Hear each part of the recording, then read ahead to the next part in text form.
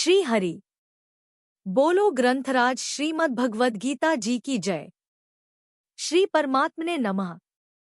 गीता सुगीता कर्तव्या किमन्यः शास्त्र विस्तरया या स्वयं पद्मनाभस्य मुख पद्माद्विनीयः श्रिता।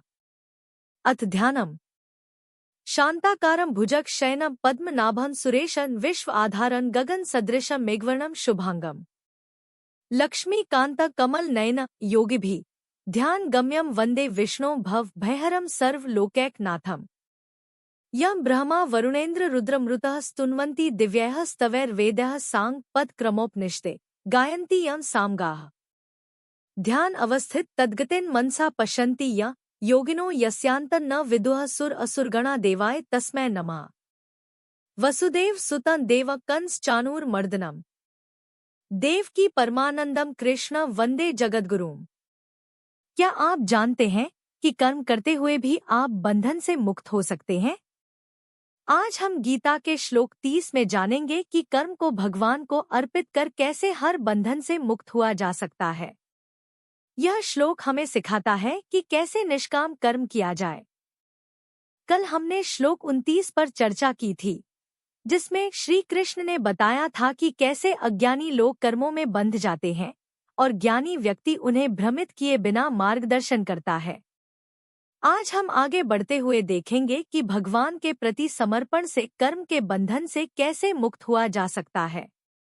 श्लोक 30 में भगवान श्री कृष्ण कहते हैं, मयि सर्वाणि कर्माणि सन्न्यस्याध्यात्मचेतसा निराशीर्निर्ममो भूत्वा युध्यस्व विगतज्वर। इसका अर्थ है कि अपने सभी कर्मों को मुझ में समर्पित करके आत्मचेतना से युक्त होकर बिना किसी इच्छा और ममता के कर्म कर और मानसिक तनाव से मुक्त होकर युद्ध कर। इस श्लोक में श्री कृष्ण हमें बताते हैं कि सभी कर्मों को भगवान को समर्पित करके हमें निष्काम भाव से कार्य करना चाहिए। इसमें न तो किसी फल की इच्छा होनी चाहिए और न ही ममता।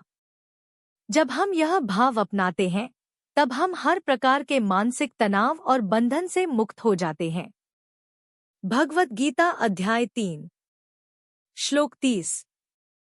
अर्जुन को आशा ममतादि का सर्वथा त्याग कर भगवदर्पण बुद्धि से युद्ध करने की आज्ञा। श्लोक 30। मयि सर्वाणि कर्माणि सन्न्यस्याध्यात्मचेतसा निराशीर्निर्ममो भूत्वा युध्यस्व विगतज्वरः। उच्चारण की विधि। मयि सर्वाणि कर्माणि सन्न्यस्य अध्यात्मचेतसा निराशीय निर्ममः भूत्वा युध्यस्व विगतज्वरः। 30। अध्यात्मचेतसा अर्थात मुझ अंतर्यामी परमात्मा में लगे हुए चित्त द्वारा, सर्वाणि अर्थात संपूर्ण, कर्माणि अर्थात कर्मों को, मयि अर्थात मुझ में, सन्न्यस्य अर्थात अर्पण करके, निराशीय अर्थात आशारहित, निर्ममः अर्थात ममता रहित और विगतज्वरः अर्थात संतापरहित, भूत्वा अर्थात होकर, युध्यस्व अर्थात युद्ध कर। अर्थ मुझ अंतर्यामी परमात्मा में लगे हुए चित्त द्वारा संपूर्ण कर्मों को मुझ में अर्पण करके आशारहित, ममता रहित और संतापरहित होकर युद्ध कर। व्याख्या में सर्वाणि कर्माणि सन्न्यस्याध्यात्मचेतसा। प्रायः साधक का यह विचार रहता है कि कर्मों से बंधन होता है और कर्म किए बिना कोई रह सकता नहीं, इसलिए कर्म करने से तो मैं बंध जाऊंगा। अतः कर्म किस प्रकार करने चाहिए जिससे कर्म बंधन कारक न हो, प्रत्युत मुक्तिदायक हो जाए, इसके लिए भगवान अर्जुन से कहते हैं कि तू अध्यात्मचित्त विवेक विचारयुक्त अंतःकरण से संपूर्ण कर्तव्य कर्मों को मेरे अर्पण कर दे, अर्थात इनसे अपना कोई संबंध मत मान। कारण कि वास्तव में संसार मात्र की संपूर्ण क्रियाओं में केवल मेरी शक्ति ही काम कर रही है। शरीर, इंद्रियां, पदार्थ आदि भी मेरे हैं और शक्ति भी मेरी है। इसलिए सब कुछ भगवान का है और भगवान अपने हैं। गंभीरतापूर्वक ऐसा विचार करके जब तू कर्तव्य कर्म करेगा तब वे कर्म तेरे को बांधने वाले नहीं होंगे, प्रत्युत उद्धार करने वाले हो जाएंगे। शरीर, इंद्रियां, मन, बुद्धि, पदार्थ आदि पर अपना कोई अधिकार नहीं चलता, यह मनुष्य मात्र का अनुभव है। ये सब प्रकृति के हैं, प्रकृति स्थानी और स्वयं परमात्मा का है। ममैवांशो जीवलोके। गीता 15:7। अतः शरीर आदि पदार्थों में भूल से माने हुए अपनेपन को हटाकर इनको भगवान का ही मानना, जो कि वास्तव में है, अर्पण कहलाता है। अतः अपने विवेक को महत्व देकर पदार्थों और कर्मों से मूर्खतावश माने हुए संबंध का त्याग करना ही अर्पण करने का तात्पर्य है। तान कृत्स्नविदो मंदान, अज्ञानी मनुष्य शुभ कर्म तो करते हैं, पर करते हैं नित्य निरंतर न रहने वाले नाशवान पदार्थों की प्राप्ति के लिए। धनादि प्राप्त पदार्थों में वे ममता रखते हैं और अप्राप्त पदार्थों की कामना करते हैं। इस प्रकार ममता और कामना से बंधे रहने के कारण वे गुणों, पदार्थों और कर्मों के तत्व को पूर्ण रूप से नहीं जान सकते। अज्ञानी मनुष्य शास्त्र विहित कर्म और उनकी विधि को तो ठीक तरह से जानते हैं, पर गुणों और कर्मों के तत्व को ठीक तरह से न जानने के कारण उन्हें अकृत्स्नविदः, पूर्णतया न जानने वाले कहा गया है, और सांसारिक भोग तथा संग्रह में रुचि होने के कारण उन्हें मंदान, मंद बुद्धि कहा गया है। अध्यात्मचेतसा पद से भगवान का यह तात्पर्य है कि किसी भी मार्ग का साधक हो, उसका उद्देश्य आध्यात्मिक होना चाहिए, लौकिक नहीं। वास्तव में उद्देश्य या आवश्यकता सदैव नित्य तत्व की, आध्यात्मिक होती है, और कामना सदैव अनित्य तत्व, उत्पत्ति विनाशशील वस्तु की होती है। साधक में उद्देश्य होना चाहिए, कामना नहीं। उद्देश्य वाला अंतःकरण विवेक विचारयुक्त ही रहता है।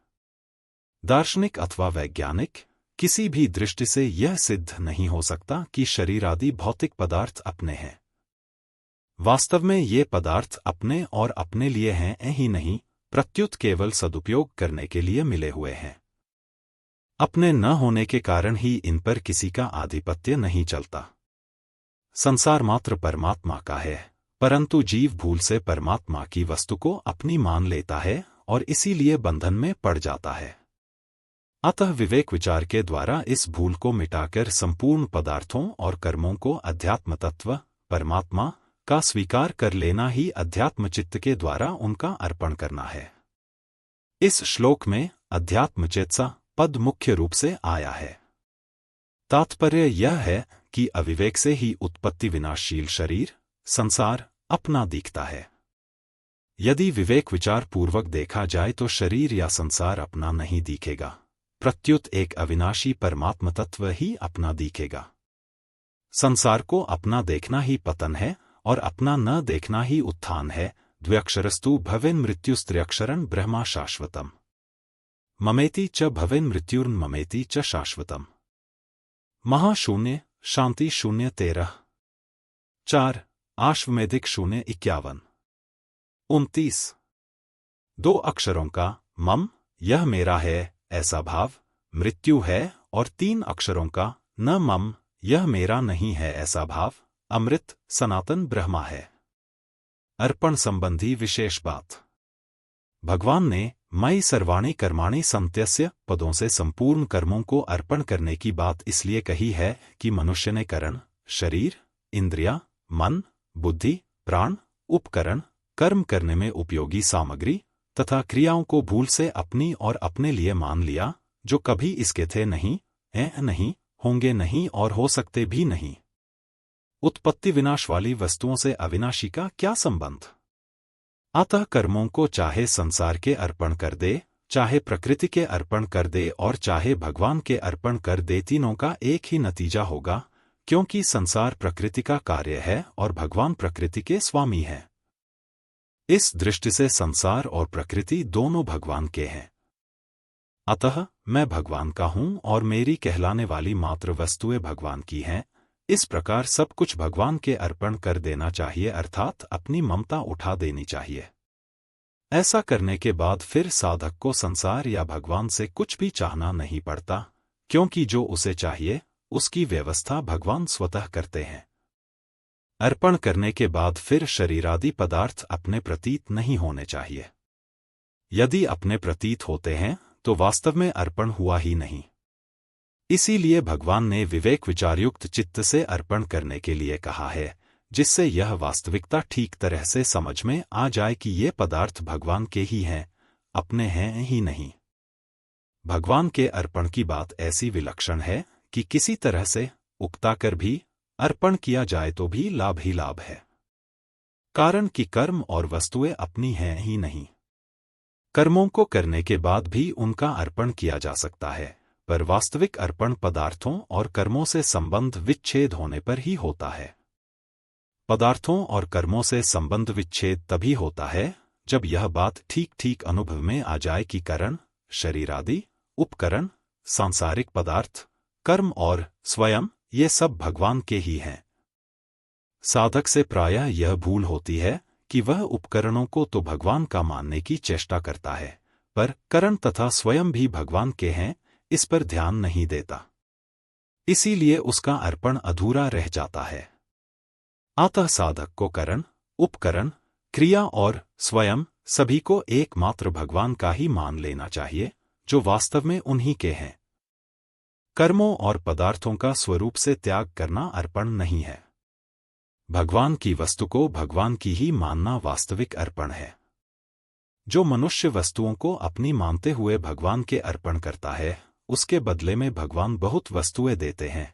जैसे पृथ्वी में जितने बीज बोए जाए, उससे कई गुना अधिक अन्न पृथ्वी देती है, पर कई गुना मिलने पर भी वह सीमित ही मिलता है। परंतु जो वस्तु को अपनी न मानकर भगवान की ही मानते हुए भगवान के अर्पण करता है, भगवान उसे अपने आप को देते हैं और ऋणी भी हो जाते हैं।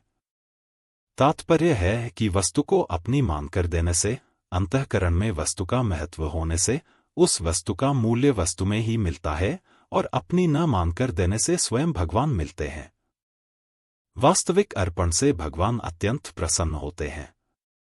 इसका अर्थ यह नहीं कि अर्पण करने से भगवान को कोई सहायता मिलती है, परंतु अर्पण करने वाला कर्मबंधन से मुक्त हो जाता है और इसी में भगवान की प्रसन्नता है।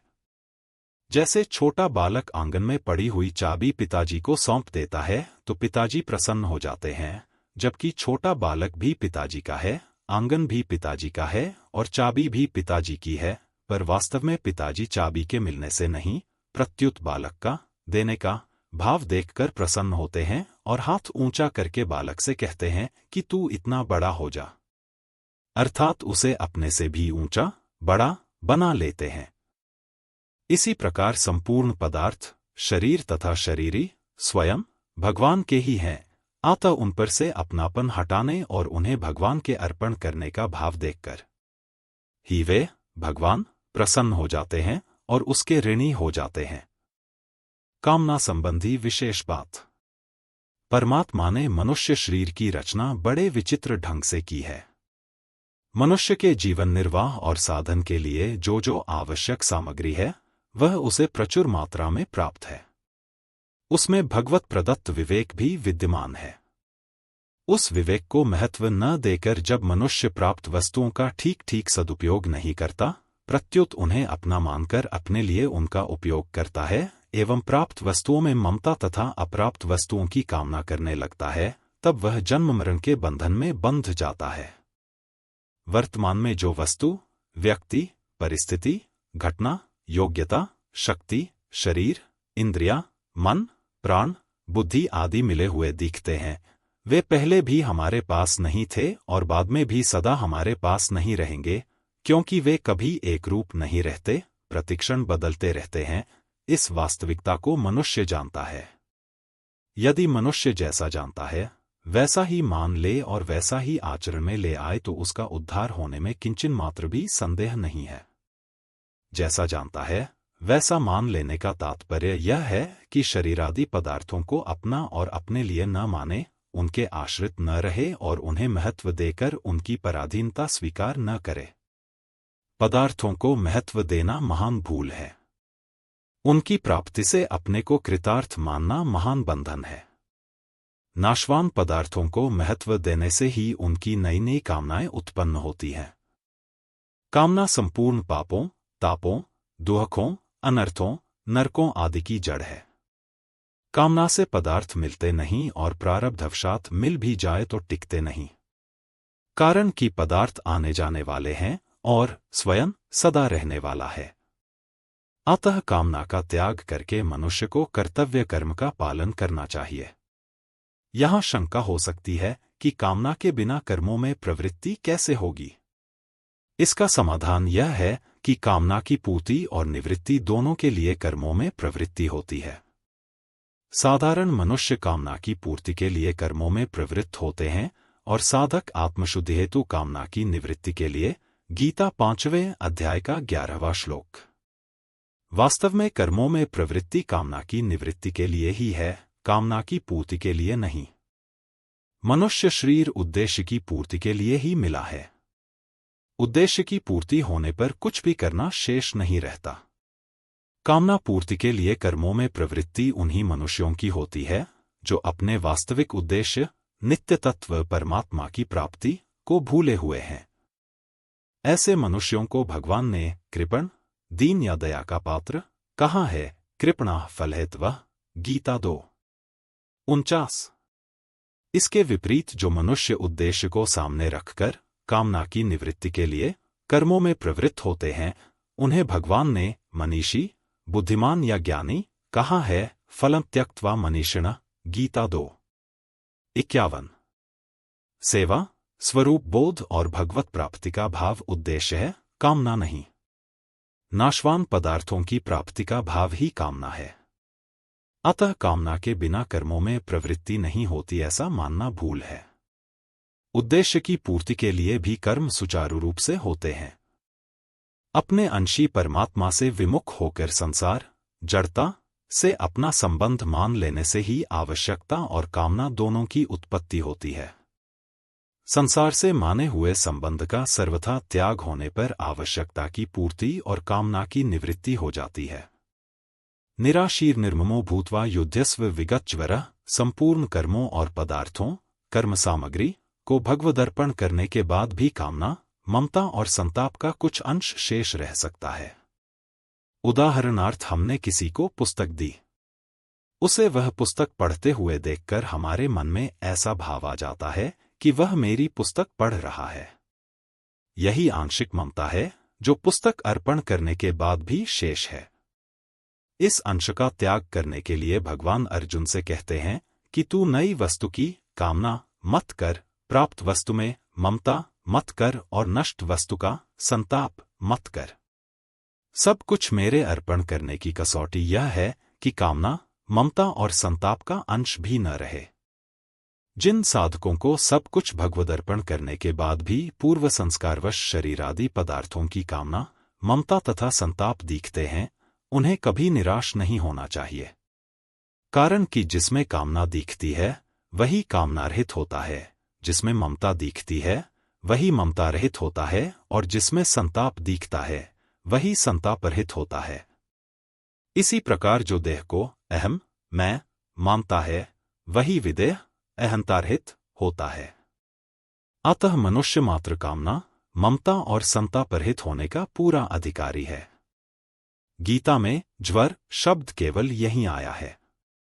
युद्ध में कौटुंबिक स्नेह आदि से संताप होने की संभावना रहती है। अतः युद्ध रूप कर्तव्य कर्म करते समय विशेष सावधान रहने के लिए भगवान विगतज्वरः पद देकर अर्जुन से कहते हैं कि तू संतापरहित होकर युद्ध रूप कर्तव्य कर्म को कर। अर्जुन के सामने युद्ध के रूप में कर्तव्य कर्म था, इसलिए भगवान युध्यस्व पद से उन्हें युद्ध करने की आज्ञा देते हैं। इसमें भगवान का तात्पर्य युद्ध करने से नहीं, प्रत्युत कर्तव्य कर्म करने से है। इसलिए समय समय पर जो कर्तव्य कर्म सामने आ जाए उसे साधक को निष्काम, निर्मम तथा निःसंताप होकर भगवदर्पण बुद्धि से करना चाहिए। उसके परिणाम सिद्धि या असिद्धि की तरफ नहीं देखना चाहिए। सिद्धि सिद्धि, अनुकूलता प्रतिकूलता आदि में सम रहना विगतज्वर होना है, क्योंकि अनुकूलता से होने वाली प्रसन्नता और प्रतिकूलता से होने वाली उद्विग्नता दोनों ही ज्वर, संताप हैं। राग द्वेष, हर्ष शोक, काम क्रोध आदि विकार भी ज्वर हैं। संक्षेप में राग द्वेष, चिंता, उद्वेग, हलचल आदि जितनी भी मानसिक विकृतियां, विकार हैं, वे सब ज्वर हैं और उनसे रहित होना ही विगतज्वरः पद का तात्पर्य है। विशेष बात, जब साधक का एकमात्र उद्देश्य परमात्म प्राप्ति का हो जाता है, तब उसके पास जो भी सामग्री, वस्तु, परिस्थिति आदि होती है, वह सब साधन रूप साधन सामग्री हो जाती है।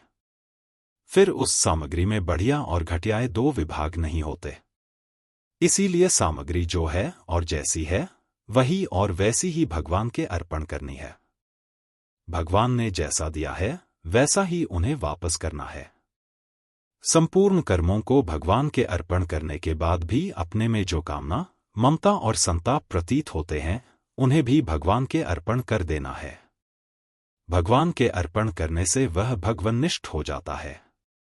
योगारूढ़ होने में कर्म करना ही हेतु कहा जाता है। आरुरुक्षोर्मुनेर्योगण कर्म कारण मुच्यते। गीता 6:3। कारण की कर्तव्य कर्म करने से ही साधक को पता लगता है कि मुझमें क्या और कहाँ कमी, कामना, ममता आदि है। इसीलिए 12वें अध्याय के 12वें श्लोक में ध्यान की अपेक्षा कर्मफल त्याग, कर्मयोग को श्रेष्ठ कहा गया है, क्योंकि ध्यान में साधक की दृष्टि विशेष रूप से मन की चंचलता पर ही रहती है और वह ध्येय में मन लगने मात्र से ध्यान की सफलता मान लेता है।